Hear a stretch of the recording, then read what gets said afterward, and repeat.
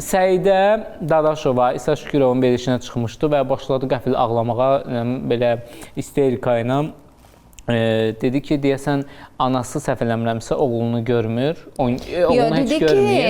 Mənim ailəm heç vaxt mənə dəstək olmurlar, heç bir ad günümdə gəlib məni təbrik eləmirlər. Yəni, Dadaşovlar ailəsində bir adət-ənənə var, onlar ad günündə bir yerə yığışırlar. Xanlar ad günü həmişə dolma bükürlər, axı bir 10 nəfər yığışır. Tort kəsirlər, canlı mahnı oxuyurlar, rəqs eləyirlər ev şəraitində.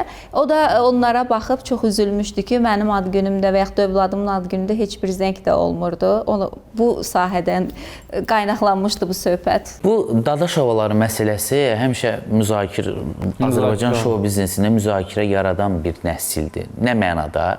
Dadaşovlar nəsli ümumiyyətlə şou biznes, mədəniyyət sahəsində köklü bir ailədir və onların hər bir addımı müzakirə yaradıb. Cümləmi belə düzəldim. Və Səidə xanım danışıqlarını deyə bilmərəm bir söz, emosiyasına qapılıb, ağlayıb Dostumuz İslam proqramında. Amma mən Brilliant Dadaşovanın çıxışı çox xoşuma gəldi. Bir qadın kimi qadına dəstəyi, bir qadın kimi, bir xala kimi arxa durmağı mənim çox xoşuma gəldi. Qalan bu mövzuda başqa şey bildirmək istəmirəm. Necə dedim? Amma məncə o ailədən daha çox dəstək gözləyərdi. Mən elə bilirdim o hadisədən, onun ağlamağından, danışmağından sonra, yəni anası da, xalası da ona daha çox dəstək olacaqlar. Amma biz pərdə arxası məqamlarda çox bilmirik. Lalə Dadaşova daha qalmaqallı açıqlama vermişdi. Pərdə arxasında biz bilmirik axı. Demişdi, ümumiyyətlə mən silmişəm, bu qalmaqallar yaşanmışdı. Anası da demişdi, mən ümumiyyətlə qızımı görmək istəmirəm. Bu hadisələr də yaşanmışdı.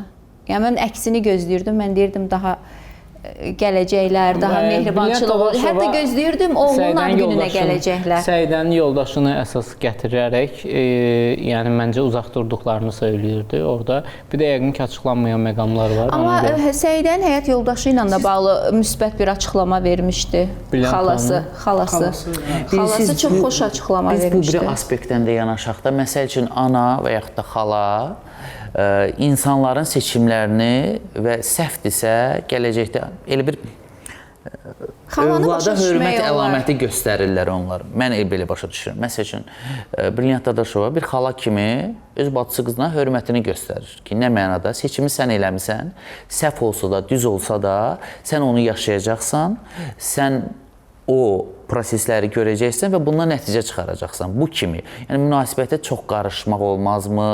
Yanaşmasına mı yanaşırlar? Mən elə nəticə çıxardım bu prosesdən ki... qalmaqalda ən çox dəstəyi Brilliant Dadaşovadan gördü. Yəni, Brilliant Dadaşova anasından da, o birisi xalasından da daha çox Səidəyə dayaq durdu, dəstək durdu.